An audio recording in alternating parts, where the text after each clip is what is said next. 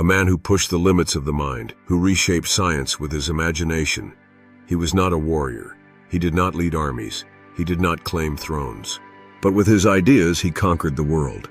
He seemed ordinary, but he was anything but. What set him apart was the way he saw the universe. As a child, no one thought he would be special. He was a late talker, and even his teachers lost hope in him. But he lived in his own world. He asked questions. He wondered how even the simplest things worked. His eyes were drawn to the sky, to the stars, to the light. He asked himself, if I could ride on a beam of light, what would I see? That question changed his life. School did not suit him. Rigid rules and strict education were not for him.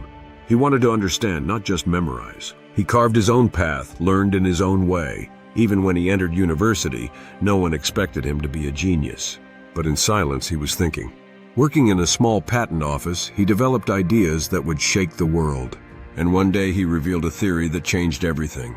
A theory that redefined time, space, and light.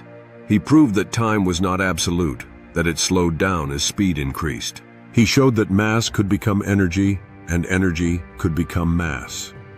A small equation changed the world. EXMC2. This was not just a formula. This was a revolution in science. Thanks to his ideas, atoms were split, and the mysteries of the universe began to unfold. But he was more than just a scientist. He was an advocate for peace. He wanted science to serve humanity, not to destroy, but to advance. Yet the world was determined to use his formula for other purposes. The technology that emerged from his ideas was turned into the most destructive weapons.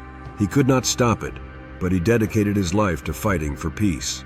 To him, true power was not in wars, but in the human mind. He was not a king with a throne, but he was the king of science. He did not win wars with a sword, but with his ideas he conquered the world. So who was he? The child who dreamed, who chased the light, who pushed the limits of science. Who am I? I am Albert Einstein.